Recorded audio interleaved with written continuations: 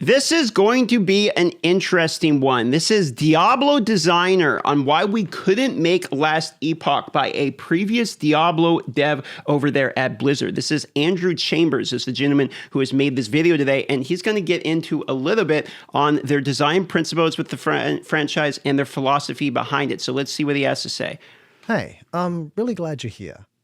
I've been playing a lot of Last Epoch lately. It's a really good new action role-playing game. Pretty good. While I've been playing it, it's made me reflect a lot on my time as a designer on Diablo 3, the decisions we made and why we made them. Most of all, I realized that, you know what? We could never have made a game like Last Epoch. Let's talk about why. Now, this right here is as far as I've seen. So anything past here, I haven't seen. I watched the first 30 seconds of this and I realized this is actually a super interesting topic. Also, I love this dude's Boba Fett Star Wars background. I actually have an X-Wing that I built for the Lego over here. It took way too long to build, but that's beside the point. I want to just preface this with I'm not at all bagging on the Diablo 3 team. Oh, here we go. My perspectives alone, the team that I worked with there is probably one of the best that I've worked with in my entire life. I have the utmost of respect for all of them. This is more reflection on the kinds of choices and why we made them, not trying to identify or single out anyone on the team for making bad decisions. Fair enough. Disclaimers out of the way. If you want to focus on anyone, focus on me. Let's start with the skill system, because even though Last Epoch is wildly complicated, I actually think that's what most action role-playing gamers want. Interesting, he thinks it's wildly complicated. I feel like it is. Yeah, that's probably fair. It's decently complicated, but I think where I was going with this, I was going to say, I don't really feel like it's complicated, but it is complicated, and that is what people want. I think it's more that they easily give it to you. Like they give it to you in pieces. It doesn't feel overwhelming is probably what I was thinking when I was hearing him say this. Like I said, the Last Epoch system is wildly complicated. Not only do you have your passives that you get to pick every time you level up, you have a subclass that you're fixed into, which you can then also spend passives into. Yeah, he's right. Passives unlocks even more skills. And then on top of that, you have the active skills and all of the complexity and subclassing that you can focus on and specialize in within a skill itself. This is incredible. Yeah, true. It basically allows you to tailor and build a very, very specific class. And it also gives you this promise of endless opportunities to explore and customize. This is not something we were able to do on Diablo 3. So that's probably Last Epoch, and I was saying this is for my initial review, and it kind of remains the same, that the best part about Last Epoch, I feel like, is the ability to be able to remake your character with different skills and the variability you have even within the same classes. Fundamentally, like overarching everything, we wanted to aim at a broader audience than just Diablo. We didn't just want to capture the Diablo audience. We wanted to expand upon it. The best way to do that is to create systems that are much more approachable, which usually means trade-offs in that complexity. This wasn't for a lack of trying. I remember the team who was focused on the skill system went back and forth. I think they built out like 12 different full iterations on the skill system. There was even one where you had your dominant skill, like the Barbarian Leap, for example, and then instead of there being fixed skill choices that there are today, you actually had runes that you could go out and find, and then those runes slotted into your skill, like Barbarian Leap, and they added different properties. Those runes had different affixes on them, so they could come with plus strength or... Oh, interesting. Sort of like the rune system that they ended up with in Diablo 3, but it actually was gear as well. Also had different levels in the same way that a lot of the items have. So there was more power in some of them and less in others. There was this kind of endless chase game. The great irony is I argued hard against that idea. I was like, this is way too complicated. People are just going to like try and figure out the best solution. They're going to end up with this inventory nightmare. It's not something that we can really expect our audience to do. I regret that, really. I do think that that skill system would have been probably better than what we have today, at least for the more pure Diablo audience. But I am happy with the skill system that we have. Again, it broadens the audience. It brings more people into the possibility space of playing and exploring action role-playing games. So it kind of seems like, I guess their focus is on people who don't already play the game, which he's talking about Diablo 3 here, but I see this same philosophy mirrored in Diablo 4 significantly, not only in the marketing. I mean, everything from bands to, we had Megan Fox. I mean, the marketing went very broad into pop culture, etc. So I could kind of see the same philosophy even expanded upon from Diablo 3 going into Diablo 4. And it's interesting that he says he regrets that. On top of that, we just really didn't have a deep enough stat system that allowed for that level of complexity. The stat system is kind of the heart of all these other things that can impact it. If the stat system at its core is quite simple, then the number of other methods or tools or ways that you can impact that and change those stats is limited just by its nature. Take something like Death Must Die, right? Like look at the stat sheet for that. There are so many different stats on there that just add to the whole possibility space for what they can do with different items. You can play into all these different stats. They have luck. They have all these crazy things that we just don't have. By having a broad stat system, it allows for all the other things to be like items, like skills, like passives. It allows for them to be more complicated or more detailed or add more like specificity of choice. Obviously, there needs to be some kind of balance because in Diablo 4, we just reworked to a more simplified version of items, which people seem to like better. The original implication of like all of these different stats that were all over the place felt overwhelmingly complicated, but not in like a good way. So there's kind of a dissection here of this is pretty interesting so far to see the philosophy behind it, because it seems like he'd be arguing for even more complicated stats, whereas we just simplified further. We erred away from that. We kept a much simpler stat system that was more clearly aligned. It was easy to identify, like, okay, I'm a barbarian, I want these, and we thought that that was the right choice to make. Looking back, maybe it wasn't. Trading support. Oh man, Last Epoch nails this. They really do. The trading system is super robust. You basically have two different factions that you can choose and then progression within each faction. The factions are kind of designed for this player wants to use an auction house, or they call it the barter system, I think. Tell me if I'm wrong there. They also have like a self-found progression or reputation that you can lean into, which modifies, allows you to target like certain types of items. It's such a robust system. I think actually like most action role-playing games should be looking at Last Epoch's trading system solution. And I think they are. I mean, didn't Last Epoch even inspire Path of Exile 2? In terms of one of the podcasts, they talked about how they were going to be adding like an auction house system or something because of what they saw that Last Epoch was doing. So I think Last Epoch is actually kind of inspiring some change in other games. I mean, we could go as far as say Greater Affixes, Temporary, and all that kind of similar systems, in D4. And asking themselves, wow, what can we learn from this? How can we pull from this to make ours better? Because I really think that they nail it. The really important thing here is that the self-found versus the auction house solution, it tailors itself to different types of play style. There are other players out there that they don't want to touch an auction house. They don't want to do any kind of trading. Any kind of trading that they're comfortable with is probably more along the nuanced, like, I just want to trade with my friends or something along those kind of lines. They don't want to have to like expose themselves to a broader, bigger, like auction house type system. I thought the resonance system was something super smart. Give people the ability to play together and interact with just each other, so you don't have to worry about the rest of it. Is actually a pretty brilliant part. It was something I was super excited for if I was going to be doing a lot of non-solo account found, but I ended up doing a lot of the like solo account found stuff, so I didn't really have this interaction as much. But the resonance system was pretty smartly thought out. And yet there are the auction house type players. They really enjoy this feeling of like finding this great item. It's not great for them, but it's probably great for, say, a witch doctor or something. Then they can list it and sell it. Again, the great thing here is that they're solving problems for different audiences that have different play styles. Our focus for solving the trading problem wasn't really about how can we let players trade. I mean, that was it, but it was more around like, how can we create a safe environment for players to trade within?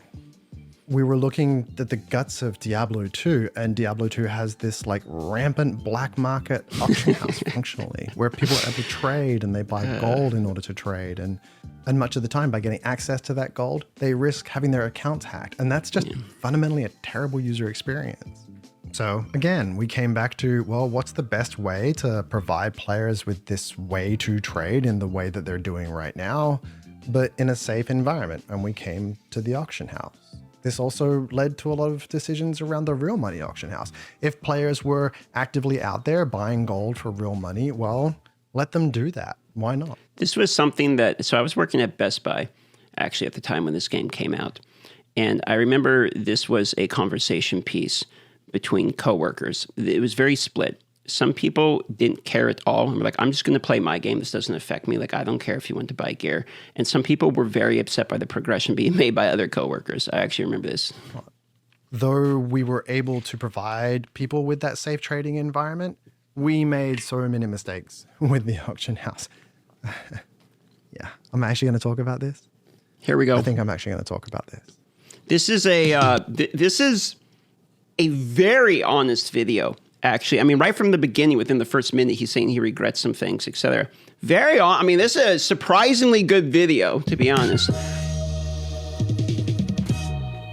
Okay, let's see what he says about auctions. Yeah, sure. We created this system for people to trade safely, but we have made so many mistakes with the auction house, it wasn't even funny. I think the biggest mistake that we made was we just didn't make items bind on equip, or at the very least, bind on trade. Yeah. That would have mitigated so many of the problems. We saw this real problem where players were able to just go in, buy the best gear, equip it on their character, play for a while, and resell then it. flip that gear. Yeah. The gear never really felt like it owned or belonged to you. And there's no sinks that way too. Like if you're that's what last Epoch did so well, is they pulled that gear off the market. Like once it got traded, that gear's basically off the market, which means that it's a sink of an item, which means that the economy is more healthy. There's no story behind it. It really was just like, hey, I'm renting a monk. I'm renting the best monk in the game for a little while. I'm completely bypassing the journey that it takes to get to playing the best monk. It's a great way to put it. And so that's not satisfying. It's just the definition of cheating. It's actually like one of my biggest problems with any kind of pay for a power. You're basically bypassing he's gonna say the journey, which is one of the best parts about playing a game. The end game, that end result, that's always a moving target, because it's probably not actually what you want players to spend the most time doing, is when they're fully kitted out, they're fully geared up, they can do whatever they want. They can clear all the content within seconds. What's the fun left there? True. We created that with the auction house and without any kind of binding. We also tuned the game to kind of account for the auction house. We had to assume that players would use it. Then that informs a certain power expectation that players would have at certain levels. Oh, that's a good point. If we say player hits level 60, they're going to use the auction house to buy Act 2 gear. Okay, well, then we need to make everything hard. Oh, that's a super smart point, actually, I didn't think about, because then it means that you're assuming they're having the power from the auction house, which means you're assuming intent to purchase. So you're going to have the gap between the people that don't and that do even larger, because they're going to have to crank the difficulty up to the tits, which means the people are going to have to power out more. Yeah, that becomes a gacha game real fast. Or Act 4 gear at worst. Okay, well, then everything else needs to be way harder. Then you end up with wasps that kill you like this. Then you end up with elites that are like just constantly hammering at you, and players are hammering themselves at the content again and again and again. And this is actually like the worst for the players who don't even want to engage in the Exactly, auctions. yeah. They're just like, man, I'm running out of money. I can't repair my gear. I'm constantly dying because I can't get better items. What do I do? And it kind of sucked that the solution to that was, oh, you should go to the auction house. It's not great. This is sort of separate from the auction house discussion, but it's kind of related. I think we also overtuned the game to be more around challenge, which is what we thought the game would be about, right? Like we thought, Butcher should be hard. It should be like this big moment, almost like a raid moment or something when you beat a boss in World of Warcraft. It's not really the case, though, in Diablo. Yeah, it's more of a grind. What we realized, grind. what we learned pretty quickly, is that we should be tuning the game around efficiency not about challenge. It seems nuanced, but it's actually really important. Around challenge means that, hey, you're going to hit a wall. There's going to be a point when you just shouldn't be progressing anymore. And then in most cases, it's get good, right? But in an ARPG, that progression should be more about efficiency. It should be like, hey, you're trying to get your gear to a point where you can kill things faster, or you can move to the next pack faster, or you can clear a pack and get the items as you're training into the next pack. Yeah, he's saying focus on the loop, not about the individual achievement, because once you beat the achievement, it's over, and then what do you do? These are all great lessons. We learned them. You can sort of see it. It's self-evident with the expansion, but it's it's kind of related to the problem that was created on the tuning side by the auction house. Bringing this back to last Epoch, their trading solution, it accounts for both type of players.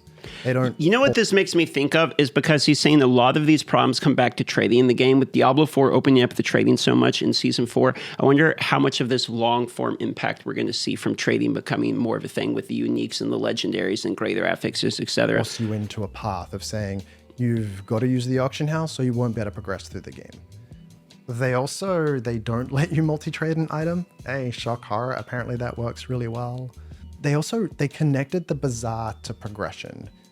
This is really, really important. It seems like, oh my gosh, it's a pain. Why can't I just trade legendaries? But there are so many little benefits that come from that. They're solving little edge case problems just by tying it to that. For example, a cheater can't just roll a level 1 character, open up the bazaar and list the item. In order to list that legendary item and get the real value for it, you need to be probably a high level character, which means you're probably your main. So they can tell, hey, this person's cheating, they're duping items. They've listed so many of these things, and we can track it to that individual character. We can take action on the real account. It's Ziggy's footage. Some mule Ziggy account D. that's being created. Man, he's really giving quite a bit of compliments to Last Epoch. It's interesting how much designers, like the actual devs of these games, seem to like the fundamental parts of Last Epoch. That's pretty high praise. There's all these other things as well, but from a player perspective, you feel a lot more reward for having gone through that progression. Again, there's a journey there, as opposed to it just being great. Now you can trade and buy legendaries.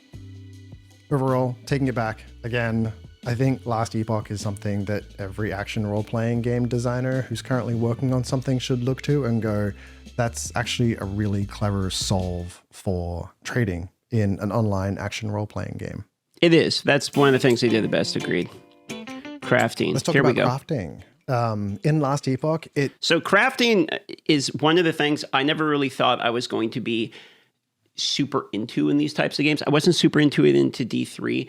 PoE obviously sold me on the concept of crafting and solo self-found type of stuff. And then seeing it start to come into Diablo 4 is super encouraging too. So as I play ARPGs more, crafting becomes something I care about more. And I'm kind of curious to see how important he thinks it is. Because so far this guy's takes are exceptionally based. He's extremely honest, really good points being made. Fills a really interesting hole in the action role-playing game. Because of the way that you can use crafting to kind of build an item off of a base item by leaning on or using their crafting material to focus the crafting on specific assets, or maybe just replace an affix that you didn't like or that rolled, it opens the potential of what an item can be, as opposed to it just being, I'm going to salvage it and replace it. For Diablo 3, our crafting system there was much more of just a way for you to randomly create items. Some with fixed stats, but really the fixed stats were pretty limited. You didn't have many choices, and then everything else was random. It was basically just the ability to spawn a creature in front of you and then kill it and get it to spawn out loot. The Last Epoch crafting system, it kind of expands your mental filter on what a good item is. You're not just looking for a good item for your current character. Not just an up arrow, right? You're kind of evaluating almost every item, not only on what just rolled, but also on what it has the potential to be. For us, for the crafting, the focus was much more around it being an alternative funnel for all the items that were being created. If you imagine the full economy of Diablo 3, especially at peak, there were billions of items being created every second. Well, how do you get those items out of the economy without them all just turning into gold or turning into trash on an auction house? Well, crafting is a viable solution because you can break it down into salvage. It's not a one-to-one thing. It's always lossy. And then you craft a new thing, which is, again, always lossy.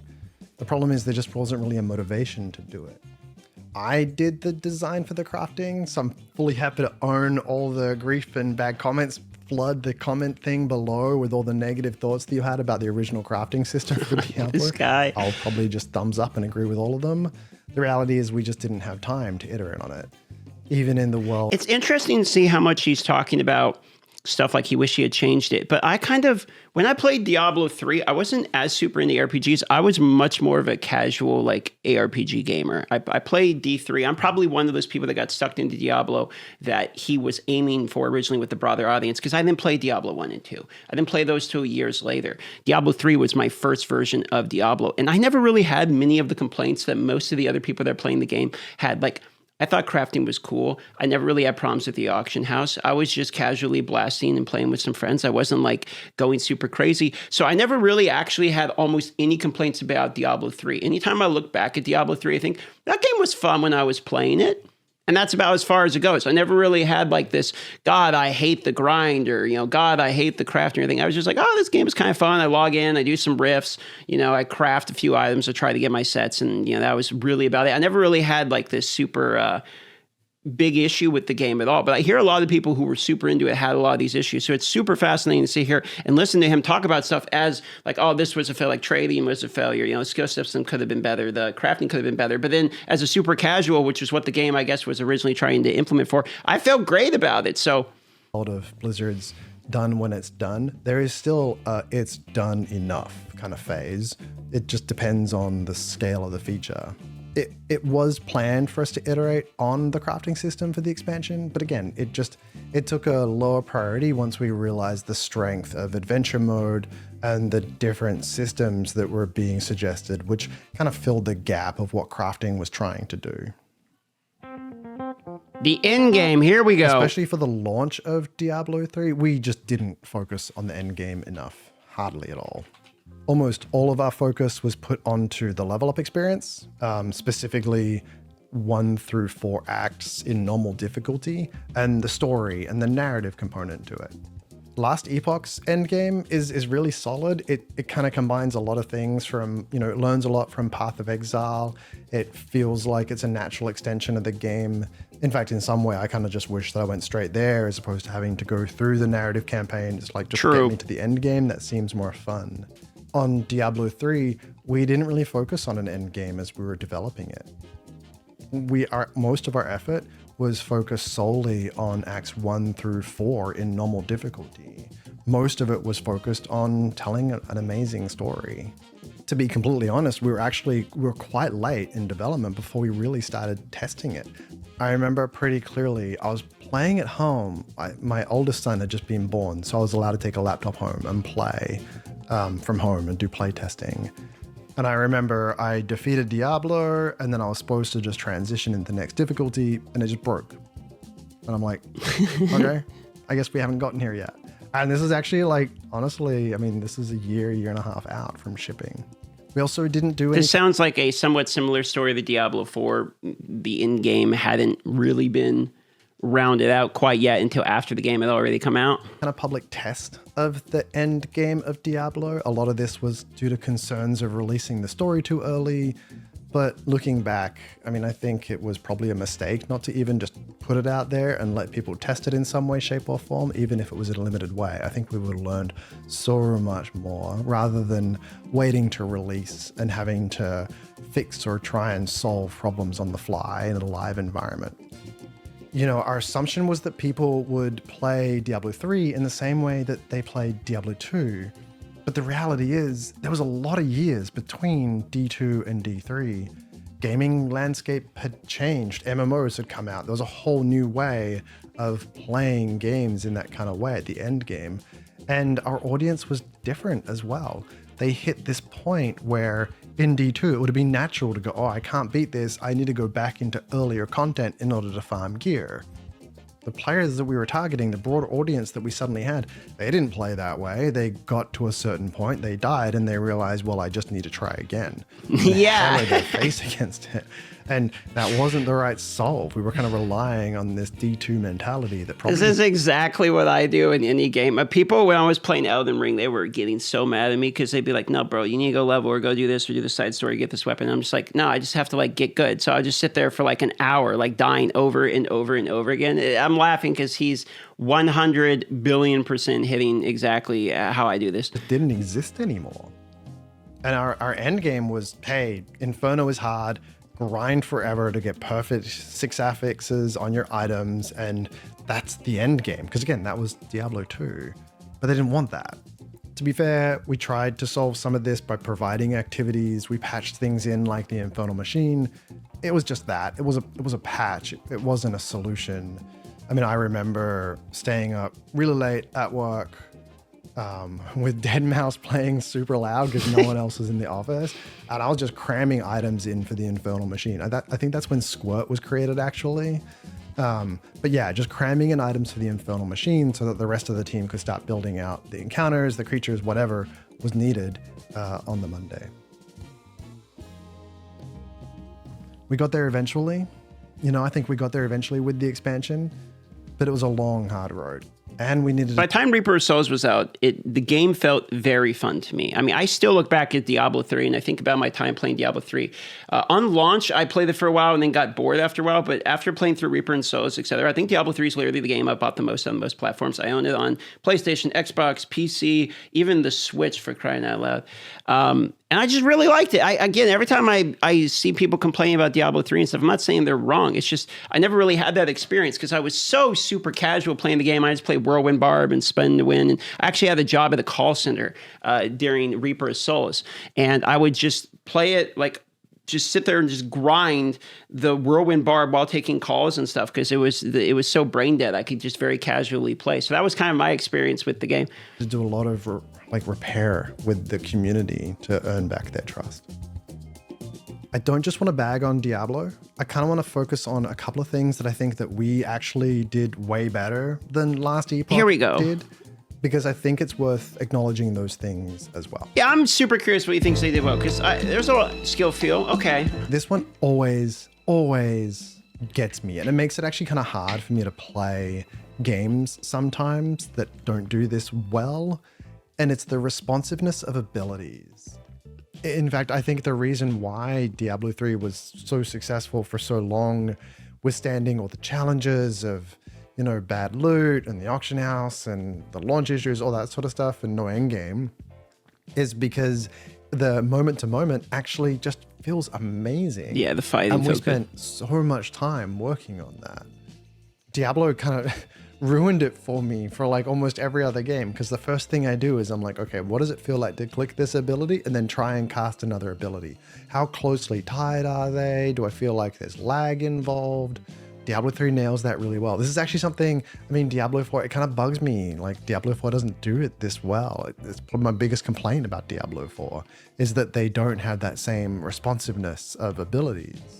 A good test for this is, can you stutter step? Can you, move in one direction, cast in another, move in one direction, cast in another? Or can you be casting, a chain lightning slower spell feeling and in then D4. interweave another spell without having to feel like you need to stop casting entirely and then start clicking and cast the next one intentionally. There are all these different features that we put in place. We had interrupts tied to keyframes on the animations. There was a really clever spell queuing system that a couple of the engineers put together. There was so much time and effort that was invested there. A really good friend of mine, Julian Love, did a GDC talk, sort of getting into some of the details here. It's worth checking it out. I'll try to put a link to it in the comments below. I also think in Diablo 3, the story is just kind of overall better than in last Epoch. Yeah, Diablo's actually in it. We spent a lot of time and effort in it, and I'm not talking about the cinematics.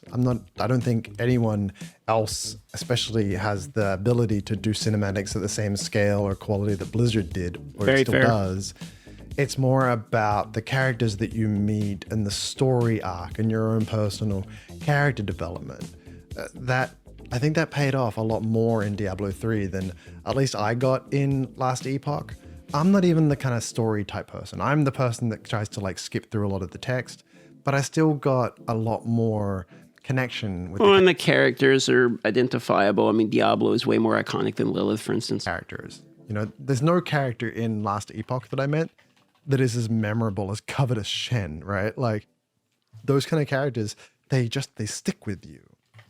Hello? Is there anyone alive out there? Isn't that the guy's? Was that the guy's voice from Mulan? I think that Diablo 3 does really well is, you know, pacing. We spread the systems out over time. We didn't just like put them all up front, upload them. If you load up Last Epoch, that's a pretty good point too. Available to you. Straight Going to compare the D4, I remember one time I had my full build online by like level 38 besides the Paragon point system. I remember, I think this was season 2. I felt like I had my full pulverized druid good to go already by then. Way. You can jump into passives, you can jump into skill customization and specialization, you can jump into the crafting system, and holy mackerel, is it overwhelming with just how much information there is. To be honest, I think this is maybe the only point he's made a couple of times that I don't particularly agree with. I don't actually find Last Epoch to be overwhelming. Maybe it's not as simplified as Diablo. I would agree with that, but I don't really think that people that play it aren't able to understand what's going on. There's a passive tree that goes left to right with arrows telling you what connects to what. And the skill system is probably a little bit more complicated, dragging the skills in and then having the trees, etc. And some of the interactions can be a little funky, and some of the skills can cast other skills. So I would get that, but I never really felt like it was exceedingly overwhelming. But maybe I'm, as a streamer, I got all the hours in the day to sit down and figure it out, and that's some fair counterpoints. I'm sure some people would say that, but I felt like Last Epoch did a good job of having depth while also being user friendly. I clearly remember there was a time we were working and the game director, Jay, walked into the room and he started writing up the different features that we had in the game, blacksmithing and jewel crafting, all the different sort of subsystems that we had. And he pointed out these are all being released in Act 1. And it's overwhelming everything. Act 1 was already one of our biggest acts. And then to also expect players to learn all these other systems all at once, it was just too much. So we intentionally spread them out. Well, that was good. I think that was smart. And I think that helps people on board and get a good feeling for what those systems are, because they've got room to breathe. They have time to experiment with it, time to think about it, time to come back, try it again, before they get impacted by the next big system that they need to start trying to have to understand. Yeah, it's fair enough. And then the enemies in Diablo 3, I think, are just way more interesting than they are in Last Epoch. I agree with that. We always approach the enemy design as families. I think the Fallen are a really good example that we inherited, of course, from Diablo 2. And I think that's where we got the idea of thinking about the enemies as families as opposed to individual one-offs. By thinking about them as families, we were able to intentionally design how they related to each other, what their abilities were, what they played off, what they played on their own was fine. But then when you started tying like a Fallen Grunt with a Shaman, oh yeah, things unlocked, right? Like same thing with Goatmen, right? Like they all kind of play off of each other. Goatmen maybe not as well as the Fallen, but still, we designed those as a family. These enemies also set the stage for some environmental storytelling. The way that they're spawned, even though you're spawning them in a procedural generation system, you still have an amount of control over where in the world that they spawn and what density. So for example... Well, I mean, the enemies, it's like a skeleton is obviously visually more clear on what exactly you're fighting to, as opposed to some of the monsters in Last Epoch. I don't think Last Epoch has bad monsters, but I think it makes a fair point. The ones in Diablo are better grouped from a family system. Like I like Goatmen, I like the skeletons, the demons, like those are much more clear, as opposed to like the dude that we call the McRib that literally is purple and looks like a McRib. It's like, what exactly is going on here? I get it's like malformed or something, but it's not quite as clear. Where there was a church that was taken over by cultists, yeah, you better believe there were cultists that spawned there. right? Like it wasn't just cultists and crabs and wasps, right? Like it was all very intentional. This then supports the environmental storytelling. By environmental storytelling, I mean the environment itself can tell a story without any kind of text. So for example, if you were to enter a room and there was a scattered array of discarded toys, you would be able to infer something happened there with kids, or, you know, maybe someone was rummaging through it. It can tell a story that the player can weave in their own head without it having to be written down in text or conveyed to them via dialogue. The enemies serve this environmental storytelling really well. As it is, the enemies in Last Epoch, it all just feels kind of forgettable, kind of muddy. None of the areas stand out because of the enemies. That's fair. Although I would push back a little bit and say the bosses are quite good. Like some of the bosses are pretty memorable. Lagoon would be the most obvious example. I think there are some creatures in Last Epoch that are quite good. But overall, I agree with this point here. Well, there you have it. Key takeaway as to why Last Epoch is a game that the Diablo team could never have made. So I think technically they could have. They absolutely could have. They're some of the most talented game developers I've ever met in my entire life. I thought I was a good game designer until I joined that team, and then I realized I was terrible because I was working next to some of the best people in the world. So they could have designed and implemented the complex systems. They could have approached and solved these problems in all these different ways. But fundamentally, our audience... I'm going to guess that, okay, you said audience there, so I mean, a little unfair because now I have that keyword, but I was going to say that I'm pretty sure he's going to say they're going for broader reaches of demographics of the people they're trying to access, and they're not only targeting the people that like Diablo 2, but they're trying to get a bigger and bigger player base, the same way that D4 was trying to get an even bigger player base, in my opinion, than D3, which is why they ended up with the systems that they ended up with. And we can probably infer some of what he's about to say to Diablo 4 too, because it seems like the same philosophy. It was different. We were trying to target a much broader audience than what just the original Diablo audience was. We wanted to bring the game to many more players. Yeah. In order to do that, you just have to, there's the trade-off. You have to remove some of that complexity. The broader audience is not going to, they're going to bounce off if you create a really complicated skill tree system for them to try and engage in. They're just going to think it's too hard. They're not going to really stick around long enough to see the benefit of it. I can't believe I talked about the auction house, but I did. Don't hunt me down. If you have any thoughts and comments, feel free to put them all in the comments section below. That's what it's there for. If you'd like more of this kind of video, you know, I have another one right here about Helldivers 2 and how the game's core loop keeps you playing. For now, though, thanks for watching. I'll see you next time. So that was Andrew Chambers, and I'll be subscribing because that is the second dev that we've seen from a competing game now, talking about Last Epoch and sort of giving very high praise to Last Epoch's design philosophy, which I find quite interesting, and also a really honest retrospective looking back as to the design philosophy. So the answer to the question, Diablo designer and why we couldn't make Last Epoch, seems like they were trying to acquire broader markets, more people, bigger demographic. And as they do that, they had to fundamentally make systems simpler and simpler. And it seems like that same philosophy carried over into Diablo 4. And it looked like a bit of, he said he regretted it a little bit, or thought there was some mistakes made along the way. And it's interesting to see that in the last campfire chat we had for Diablo 4, one of the points they made right in the beginning was about the systems being a core part of Diablo, and seems to be maybe a potential little bit of a philosophy change around there too. So we'll have to see exactly how that philosophy of making the game simpler for more people fluxes as the game's development goes on. But very good video. I'll have a link down below to it. Feel free to subscribe, leave the guy a nice comment, because that was one of the most honest retrospectives I've seen, basically, and from a developer point of view, and very interesting listen. I'll be live now. I'll see you guys on the live stream. Have a wonderful day.